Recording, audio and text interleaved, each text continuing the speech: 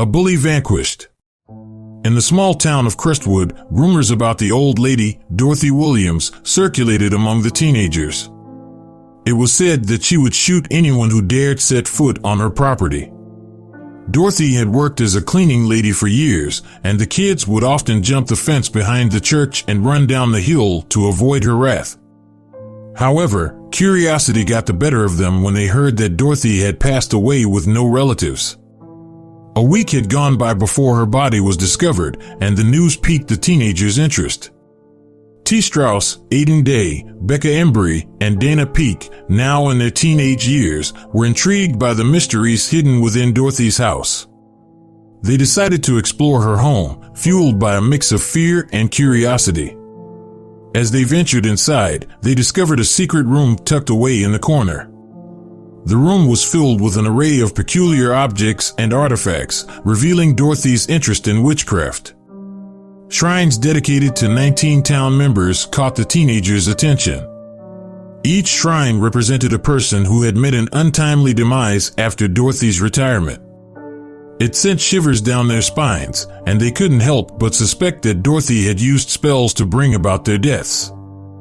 The evidence was right there, in the form of a spell book they found hidden away among her belongings. Eager to test their theories, the teens decided to use the spell book on T's abusive stepfather. They carefully followed the instructions, and soon enough, T's stepfather met with a fatal accident at his workplace.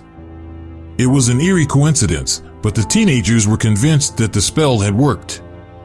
With their newfound power, the teens turned their attention to the town bully, Jerry Everly. Jerry was not only a notorious meth cook and dealer, but also the grandson of Sheriff Matt Everly.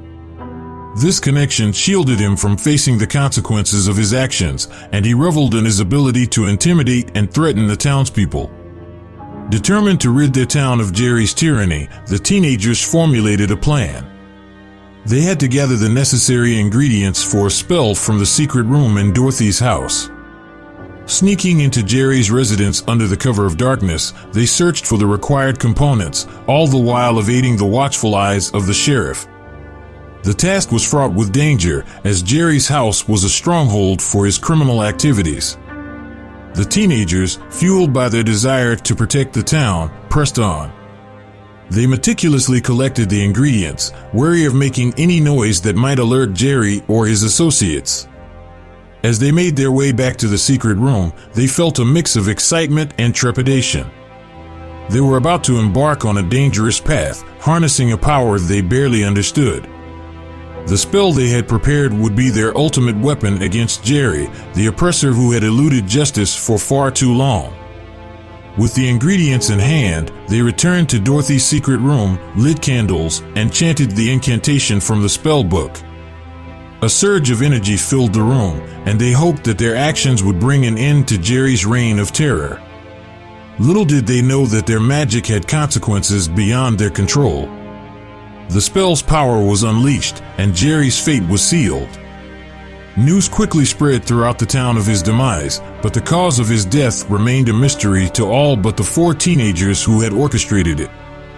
In the aftermath, Crestwood began to heal. The absence of Jerry's influence allowed the community to thrive and regain a sense of safety. The town members, once fearful and oppressed, were finally able to live without the constant threat of violence.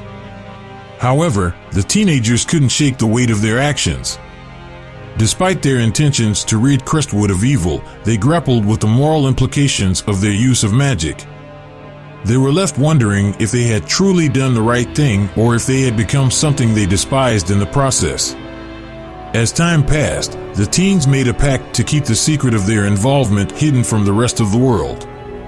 They vowed to use their newfound knowledge and power responsibly, learning from the lessons of their past actions. With a newfound understanding of the consequences of magic, they set out to use their abilities for good, ensuring that the balance between power and responsibility remained intact. Crestwood thrived in the absence of evil, its scars gradually healing. And as for the teens, they learned that true strength lies not in wielding power, but in using it wisely for the betterment of all. The legacy of Dorothy's spells became a reminder of the choices they made, serving as a cautionary tale to be shared with future generations.